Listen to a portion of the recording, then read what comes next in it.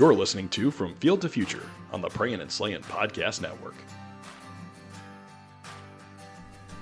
On this week's episode, I have on Jesse with Bergey, Bowsmith, and founder of K2 Arrows. We recorded this podcast earlier this late winter / early spring, and we did have a snowstorm roll through where Jesse lives in Minnesota, and we got cut short, but after listening to this, I've decided that it is going to be released. There's tons of good information, and Jesse and I are actually going to be joining each other on a mule deer hunt this fall, and we will definitely bring along the podcast equipment and follow up, finish our conversation, to have another podcast released to you guys. So I hope you guys enjoy this week's podcast. Alrighty, guys, we're back for another episode of From the Field to Future podcast, and this week we have Jesse Burgenthis. Did I say that correctly? Burgenthis, but yeah. Burgenthis, sorry. Yeah. Jesse Burgenthis. I have a last name that I can get butchered as well. But Jesse, I met through Bergey Bowsmith. So he is Bergey and he is a Bowsmith, and he will take your bow and get you perfect arrow flight, guaranteed no matter what. And he also more recently is owner and founder of K2 Arrows. So Jesse, why don't you let my guests know anything that I missed introducing you there? Yeah. So I've owned Bergey Bowsmith since 2020. Started out as just basically taking shipped in bows and local bows from all over the country, tune in bows, talking people through proper form, proper setup, kind of working through stuff that you trying to give the customer an experience that you can't physically get at a pro shop, because I worked in a pro shop. I knew what the limitations were of pro shops, just based on the simple fact of like, you're only there for 8 hours a day, 8-9 hours, whatever it is. And you got X amount of customers that come through the door. You got to get them in and out as quickly as possible. Now, some shops are better at this than others, but with what I wanted to do with my own business is I wanted to create something that is ever growing and ever flowing with the customer, to where, yeah, I'll work on your bow, but if you have questions, reach out to me. Let's break down XYZ part of your form. Send me some videos. Let's jump on a Zoom call or a FaceTime call or whatever, and try to zero it in and just overall create better bow hunters, instead of just tuning your bow, sending you out the door, and then you figure out the rest on your own. I wanted to kind of basically be there as a shoulder to lean on if they needed it. But there's also limitations to that as well. So there's limitations in the form of, not everybody needs my service. That's just the facts. Just like you got people that help with applications for hunting applications.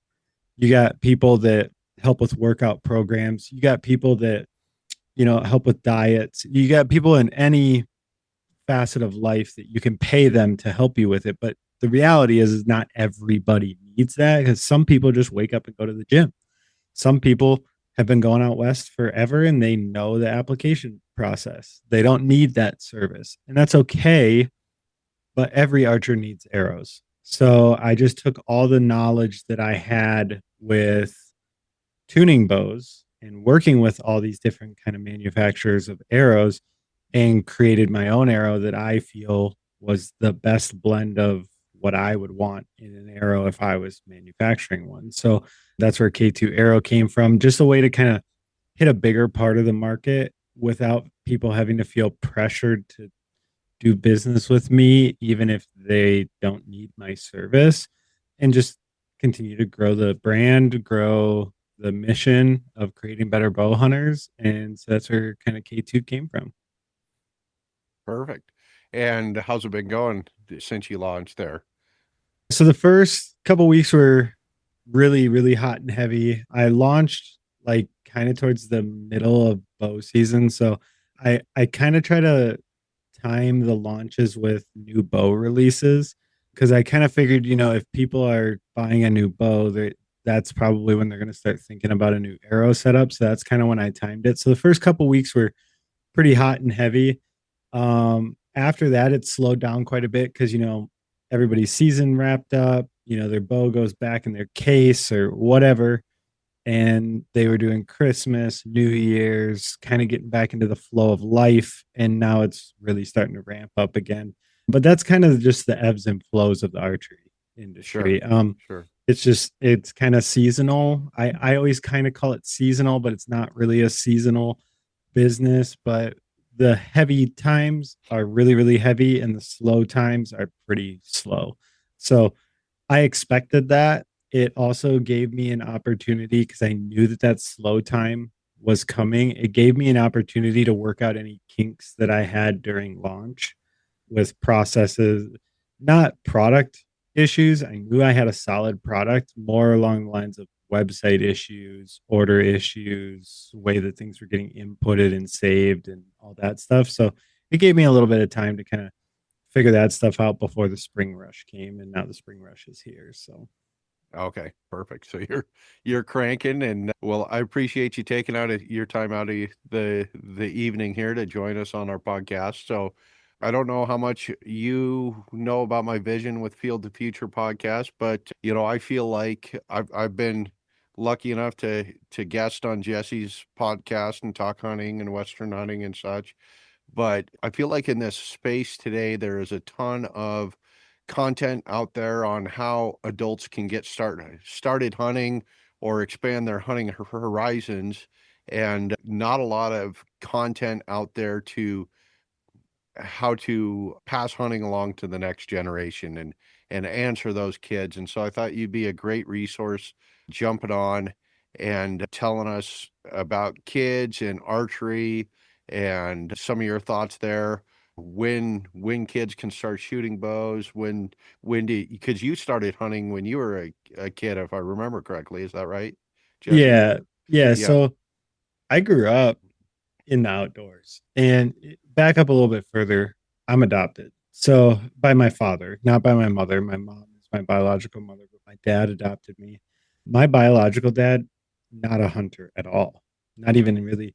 He's into the outdoor. He was into the outdoors, but mostly just like fishing here and there. But my dad, who I call dad, the guy who adopted me, he's always been an outdoorsman, fishing, hunting, Alaska trips, Idaho. I mean, you name it. I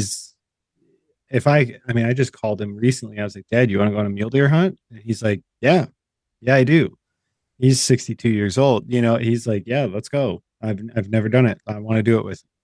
So it's like, it doesn't have to be in your blood to do it. I think a lot of people think that most hunters come from hunting families, which, yes, growing up, I was in a hunting household, but based on my lineage, like on my mom's side of the family, nobody hunts. On my biological dad's side of the family, nobody hunts. So, like, and my brother, who is biologically my dad's son, he's not into hunting at all, like at all. So I do think it's a nature versus nurture type of situation when it comes to hunting.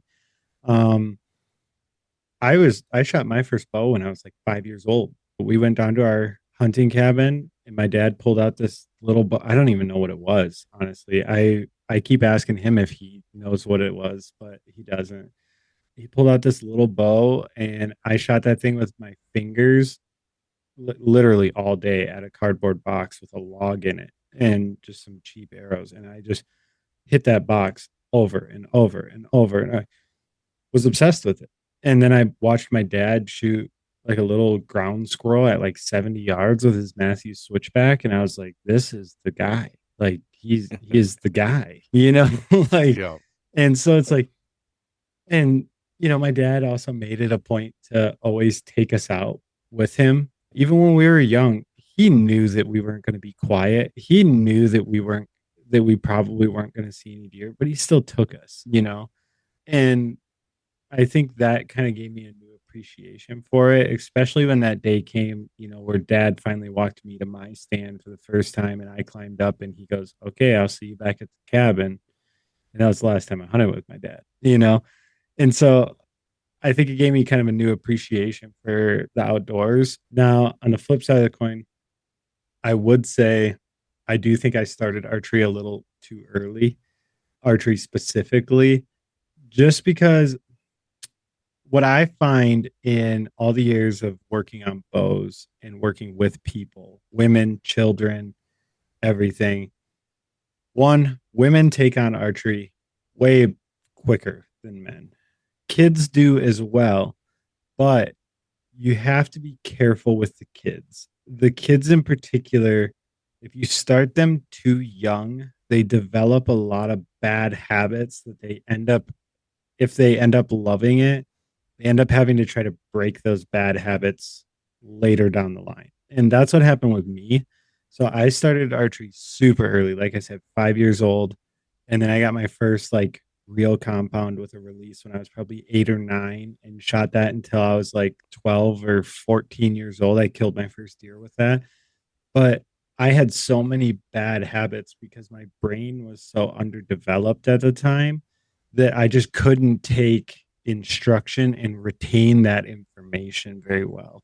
So I had a really serious problem with punching the trigger. I had a real serious problem with, you know, locking low. I still sometimes have the problem with locking low on target. And these are all things that if I was a little older and had the mental capacity to take instruction a little bit better, I don't think I would have those issues now.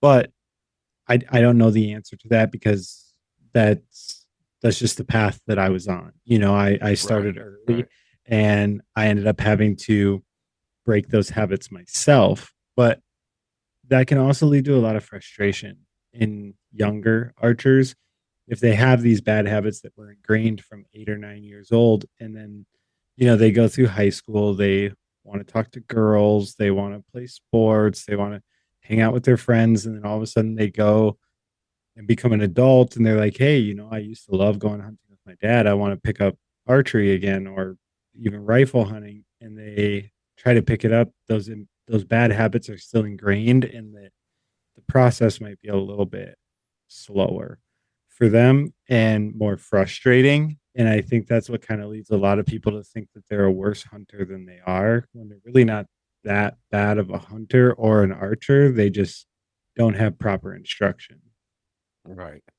So do you think that it's more of an instruction when, because I think there's like archery in the schools programs now, and 4-H has some archery programs, but granted, you're probably not having like world-class archers teaching those programs in most scenarios. So do you think it's kind of that, or just a size thing?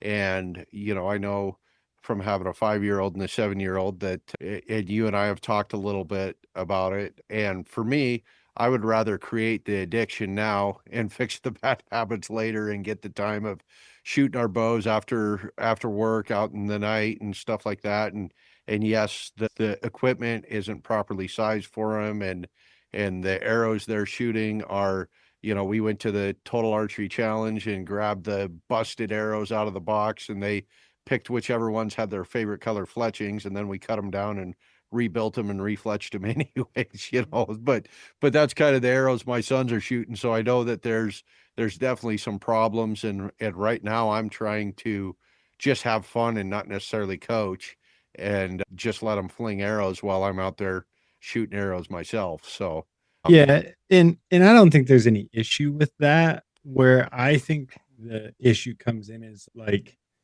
when kids start getting introduced to releases too early. So, like I said, my first bow I shot with my fingers. I think I was introduced to a release a little too early, and my dad.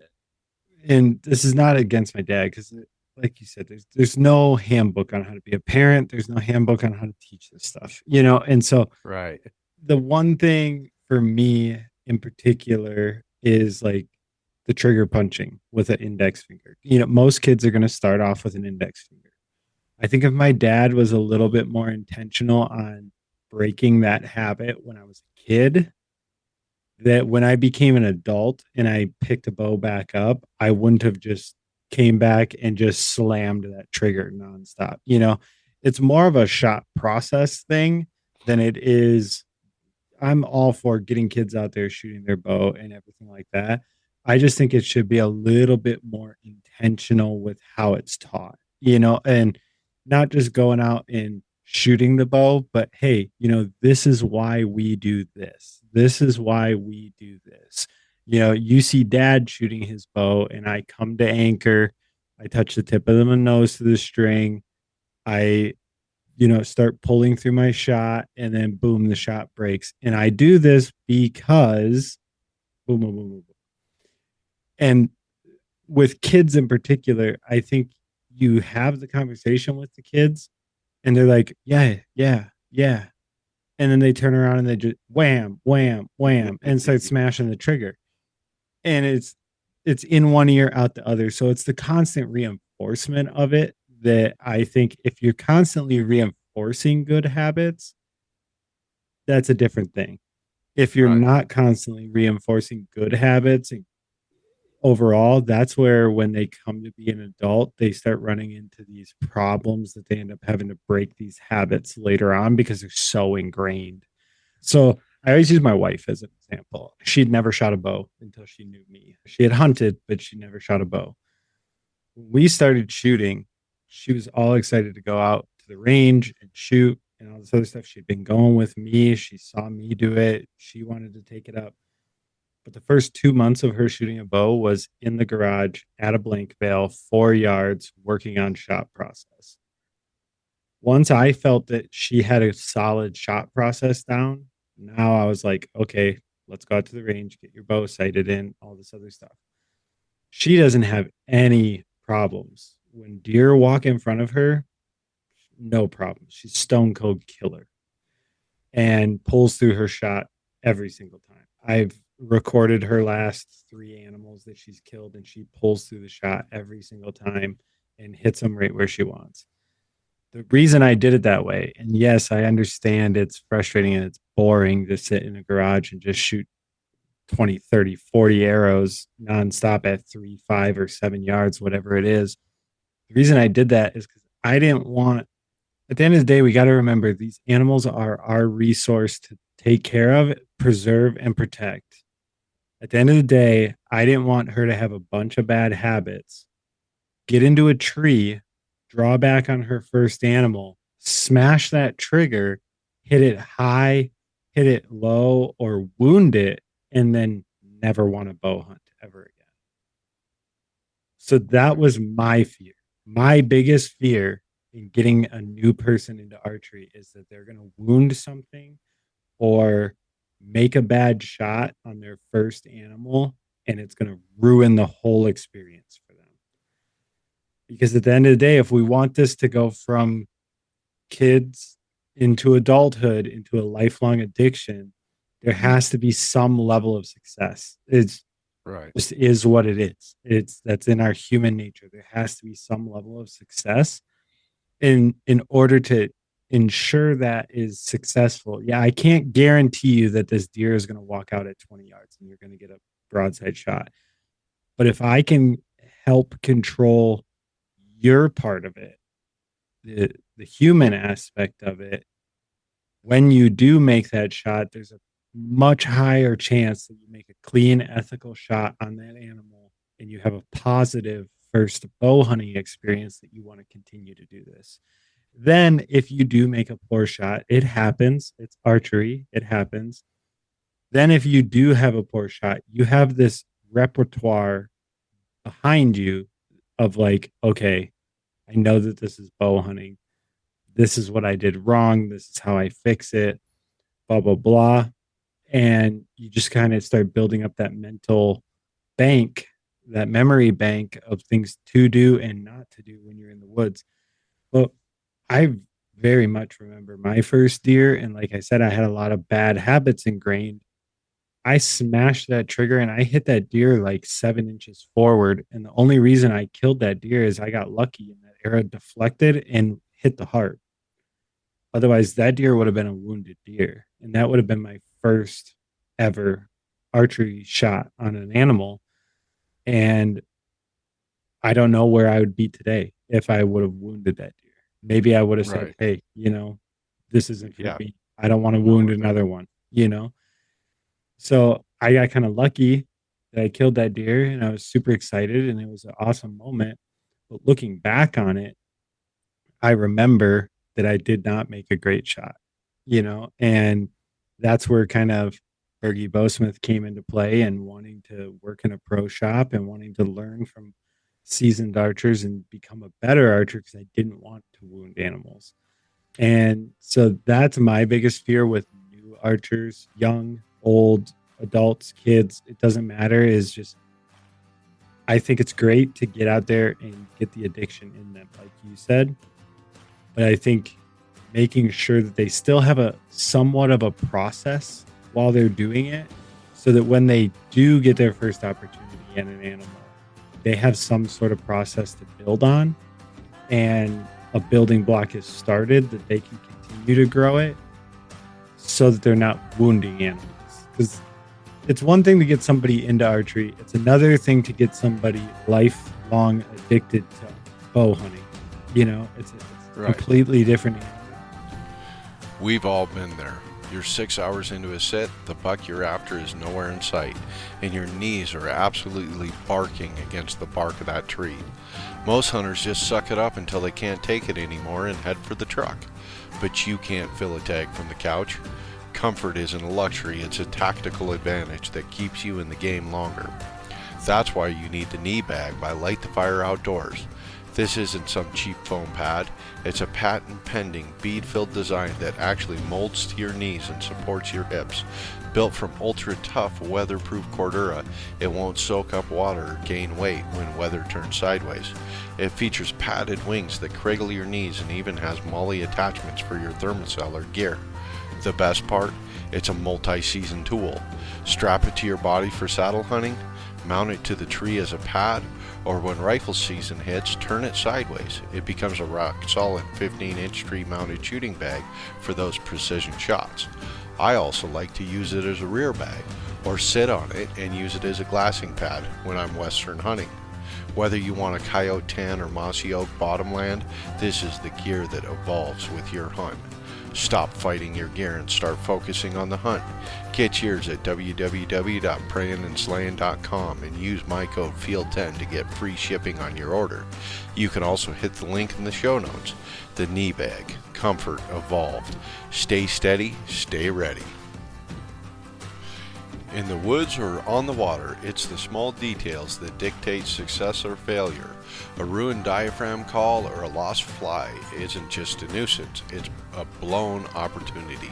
You spend thousands on the hunt, don't lose it because you didn't protect your tools. Puck Outdoors has solved this with their 100% made in the USA modular twist lock storage systems. For the hunters, the Puck keeps your elk and turkey mouth calls protected, organized, and ready to run. No more warped reeds or searching through pockets, junk drawers, or truck floorboards. For the fisherman, the Fishing Puck features a magnetic tray and 4 modular components that keep your hooks, flies, and weights locked down and exactly where you need them. It's compact, it's rugged, and it's built to keep your most critical gear in peak condition season after season. The best part is they fit right in your pocket, bino harness, or fishing vest. Don't let poor organization be the reason you come home empty-handed. Go to puckoutdoors.com and use the code FIELD10 to get yours. That's FIELD10. You can also find the link right here in the show notes. Protect your calls. Secure your tackle. Puck in, pack out. Most hunters spend all summer shooting at a foam block, a static worn-out 3D target with a scoring ring, or a bright orange bullseye. But when the buck or bull of a lifetime steps out at a steep quartering angle, that orange dot, scoring ring, or spot on the block is nowhere to be found. You've been training for a scenario that doesn't exist. If you want to be lethal when it matters, you have to train with reality. That's why I use and recommend Dead Nuts Outdoors. They are 100% made in the USA, producing lifelike, ultra high definition 2D targets that bring the field to your backyard. We're talking real animal images, life-sized and built to withstand whatever Mother Nature throws at them. Unlike traditional targets that force you into a perfect broadside shot, Dead Nuts features multiple shot angles because in the woods, animals are unpredictable. Dead Nuts ensures that you're ready for the shot of the lifetime, every time. These targets are ultralight and packable. You can throw them in the truck for hunting camp or slide them under a bed in the off-season. Their slogan says it all: hit the spot, not the dot. Hit it Dead Nuts. Stop practicing, start preparing. Head over to www.deadnutsoutdoors.com and use my personal code FIELD10 to take 10% off your entire order site-wide. You can also find the link right here in the show notes. Train for the reality of the hunt. Hit it, Dead Nuts. And I think where a lot of people lose that, women especially, is by wounding animals. And so I told my wife, I was straight up, I was like, hey, I do not want you hunting unless you are 100% confident that you can kill this animal. You're right. Because it's our resource to protect. Yep. You know, so I want to make sure that if you're taking a shot at an animal, I don't want you wounding 6-7 does out of the year and that we end up finding in the spring. I want you to make one shot, one kill, and I want you to have success, but I want you to be ready for it. I would rather you sit out a season and wait until next season if you're not ready than push you into it too early, have a negative experience that you now need to build back up the confidence to go out, or you just stop altogether. Right. Yep. And I think that that's part of what can give bow hunters a bad name and hunters in general is the people that do not take it seriously and try and push the limits and try to push those questionable shots. And you know, I'm not going to say I'm perfect and haven't done that myself in my life, you know, but like you say, we do have a resource to protect and a duty as hunters to do that. Do you feel like that there is a certain age that kids should start bow hunting or does it depend on size, strength, maturity level? You know, with today's equipment, can kids hunt younger with, you know, I know our adults equipment technology is way different than 20 years ago and are we kind of seeing some of the same of that with kids and stuff, or what's your thoughts there? Yeah, I think I wouldn't necessarily put an age number on it. I would put a mental maturity number on it. You know, some kids are more mature than others. I think, you know, right around that, I think I killed my first deer at 13 or 14 years old. I think that was about the right time, you know, for me to understand what was going on, what was happening, you know, and I asked my dad for years before that, like, Dad, can I hunt? Dad, can I hunt? Dad, can I kill my first deer? And he's like, well, I'm not going to let you shoot a deer until you can put 20 arrows in a row in this pie plate at 40 yards. Was I going to shoot a deer at 40 yards? No. But he gave me something to think about, right? He Right. gave me Yep. something to think about. Okay, well, if I can accomplish this, then I get to go hunting. So then I started, you know, working on process, shooting my bow more often, blah, blah, blah, blah, blah. But I think where some people may miss the mark, and my dad is of the same school of thought of, you know, we have a resource to protect. He doesn't want me out there wounding a bunch of animals. He knows it's bow hunting. He knows it's a possibility, especially when I'm only shooting 40 pounds. But if he can control the human side of it and go, hey, you know, I want you to be able to do this before I let you shoot at an animal, then I'm okay with that. I think where some people get a bad first experience is, you know, they shoot their bow 2 months out of the year, hunting season comes around, they go, hey, Dad, can I hunt with you this year? Yeah, sure. Grab your bow. Let's go. You know, and then they're shooting at an animal, but they don't really have the reps behind the bow to try to shoot at an animal. And then it's a toss up whether it goes well or it doesn't, So I don't really think there's an age limit. I do think that the weight restrictions are pretty accurate in most states, 35 to 40 pounds in most states. I think that's fine.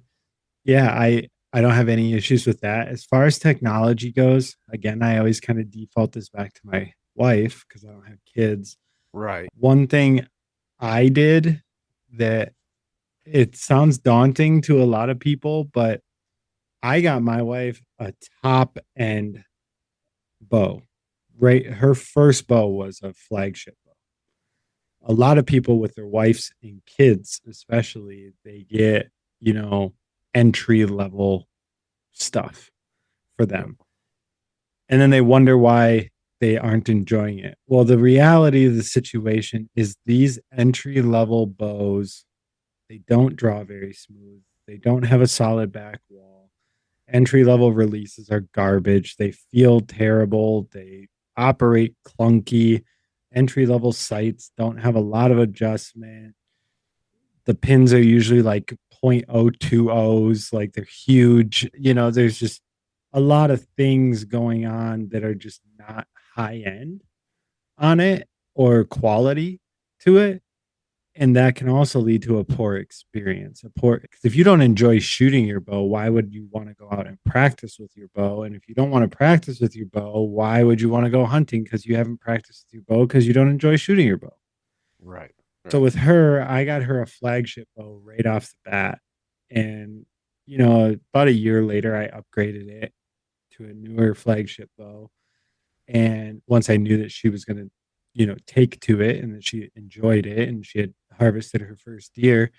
And then somewhere after she got her current bow, she shot like an entry level bow and she goes, I hate this. It feels terrible. It doesn't draw smooth. It draws kind of clunky. The back wall feels like if I pull too hard, it's like spongy. And I'm like, yeah, that's why I got you a high end bow to start with, is because I know this. I knew that that was the issue. And, with kids, especially like if they're pulling real hard into a back wall one time and they're just barely on the back wall the next time, that arrow flight's going to be all over the place.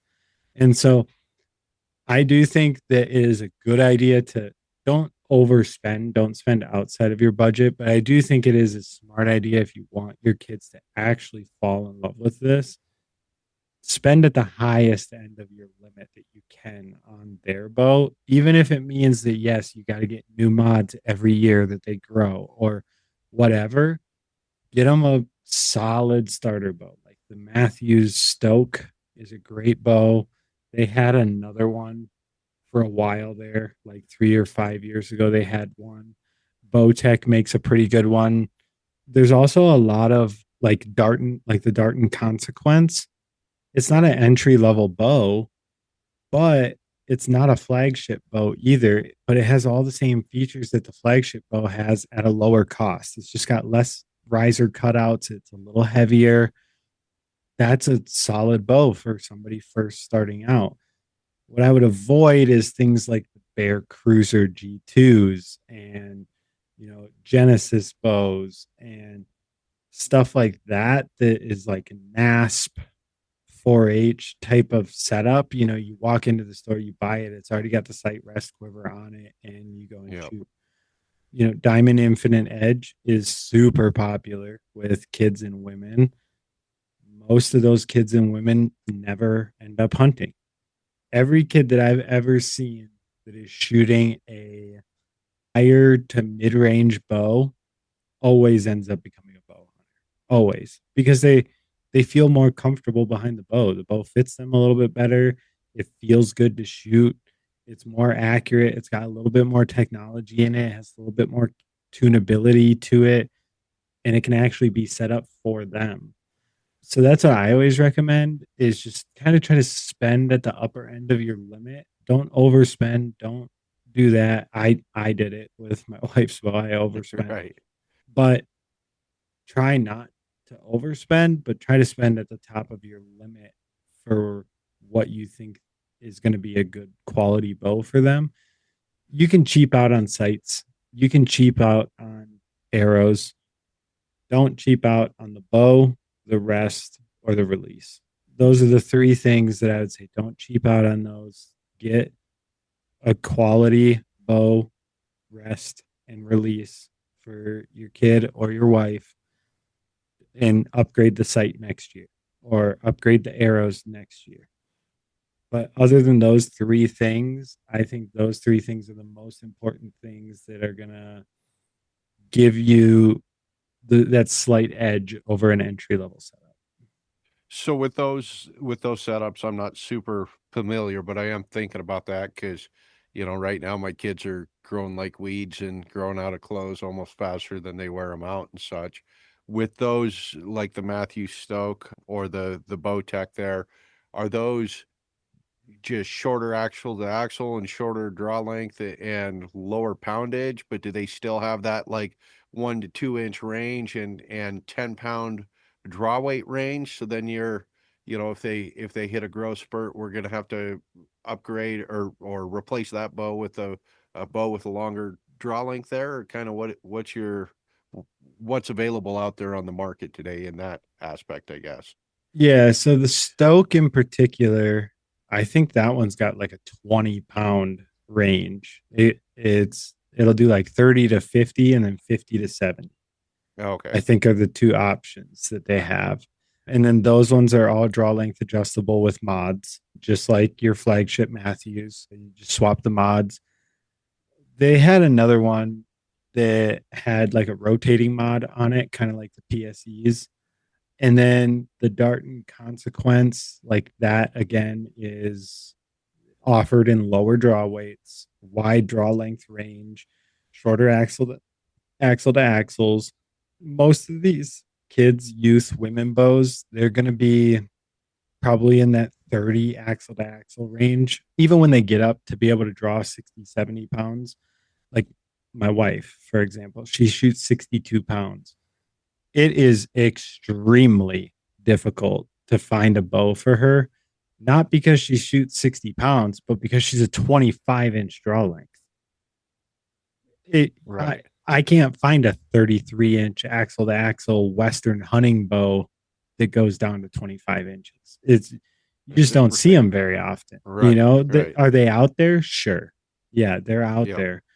But I may have to buy a bow, buy a different set of cams, kind of Frankenstein this thing and put it together, which I can do. I know how to do it and I've done it before, but I don't really want to spend all the money on cams and new strings and all this other stuff to make it happen. So trying to find a bow for her is a process usually. I'll be looking through, like when I found her PSE, I was looking through everywhere to try to find a bow. And I was like, wow, this is such a great bow. Look up the specs, 26 and a half inches. Okay, can't do this bow.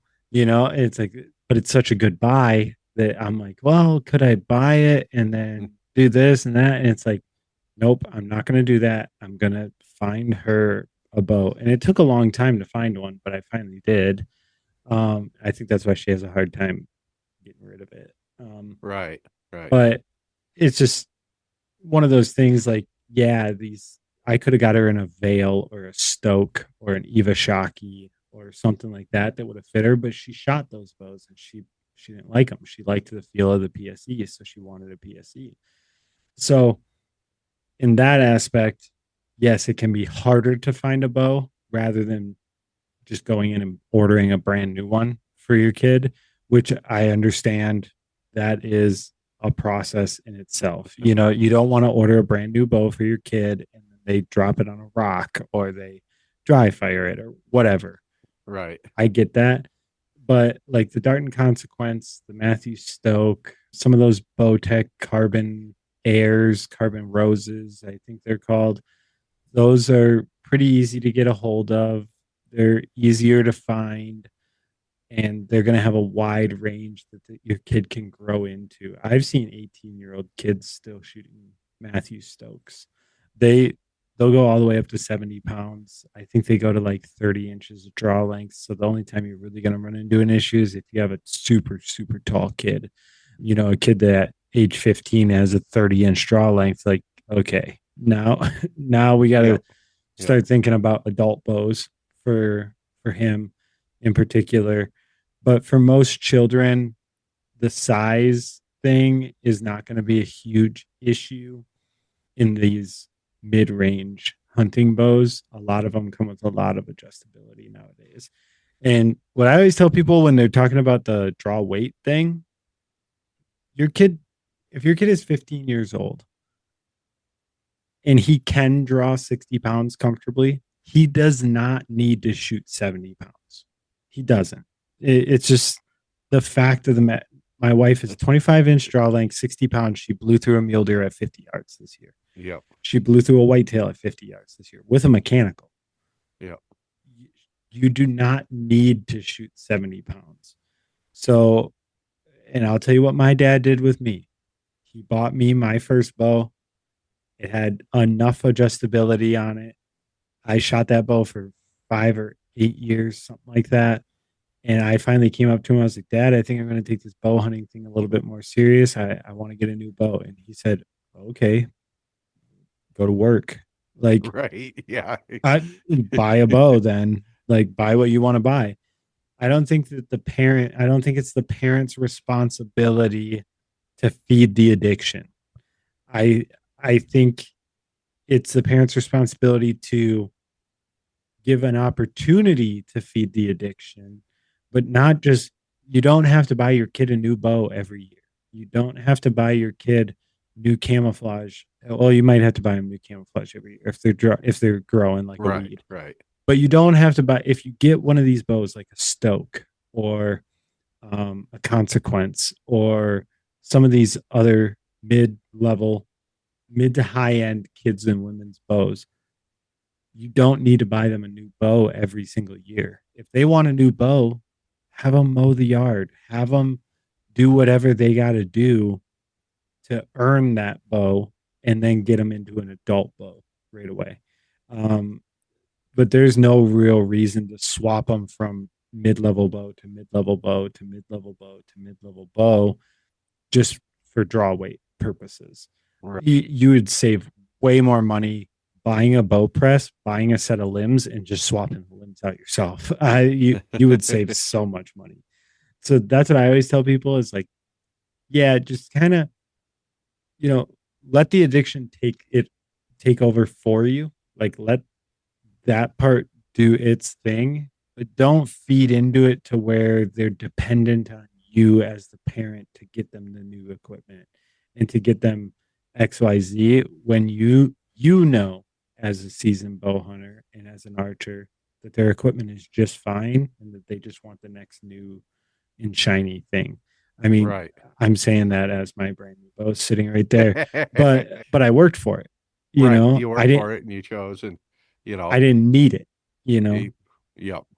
Although the archery industry is very good at telling us we need new bows every year, and as you know, I bug you every once in a while whenever I'm looking for new bows, which has been a little more frequently over the past couple of years because I've switched to shooting left-handed and all that stuff, and I bought a lesser expensive older setup to make sure the theory worked, and then I finally got a bow that I really like, and I think you do have a very good point of, the bow I'm shooting now, it's so enjoyable to shoot, and it feels good, and it shoots nice, and good draw cycle for me, and smooth and quiet and all that stuff, and then the bow I was shooting last year, it just wasn't for me. It worked, and I was able to harvest animals and everything else. It just didn't feel awesome to go shoot, and like you say, didn't have that need or want to go shoot your bow all the time. So I really see how that could definitely make a difference with the addiction there. Especially with kids, though. Especially with kids, like, yeah, because the odds are that kid is not gonna tell you that they don't enjoy shooting their bow. Right. They're just gonna go out there and hang out with dad, and they might shoot 5-10 arrows and then be like, "Oh, I'm tired," or "Oh, I'm bored." And they're gonna make up some kind of kid excuse to not shoot anymore. Yeah. But why? What's the why in that? And the why is probably that they don't enjoy shooting it because it doesn't have a good draw cycle or doesn't have a good back wall. But they don't know how to tell you that because they don't know anything about bows. They just know that dad bought me a bow. This is what it is. This is how I use it. It is what it is. And they start to associate that every single bow is like that bow because they don't know. They don't know any better. It's just like when you walk around in everyday life, you know, if you see a bunch of women that aren't very good at driving, you start to assume that every woman is a bad driver. You know, it's just right. Yep. That was just an example. I'm not saying women are bad drivers, but I'm just saying, like, you just start to associate, you know, and with kids especially, they start to associate that stuff a lot quicker than we as adults do, because again, their brain is underdeveloped. They're only just taking the raw information is being given to them, and they don't know any the wiser. Yep. Do you feel like well, I guess I've got lots of things I'm thinking about. I'm definitely going to have to check out the Darton Consequence because I'm shooting the Darton sequel right now. I'd love to get my hands on a left-handed Tritech, but those are fairy dust right now, non-existent. Right. So I have one on order right now. Do you? Yeah. You should not have told me that.